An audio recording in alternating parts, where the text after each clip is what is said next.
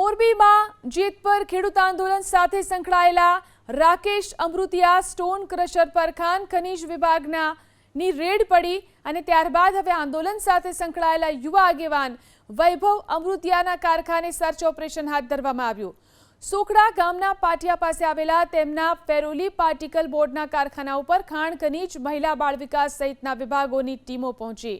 અગાઉ રાજ્યમંત્રી કાંતિ અમૃતિયાના ભાઈ રાકેશ અમૃતિયાની ભાગીદારી ધરાવતા સ્ટોન ક્રશર પર રવિવારે વિભાગની ટીમે સ્ટોક વેરિફિકેશન કર્યું હતું। તપાસ દરમિયાન રોયલ્ટી પાસ સહિતના દસ્તાવેજોની ચકાસણી કરવામાં આવી હતી।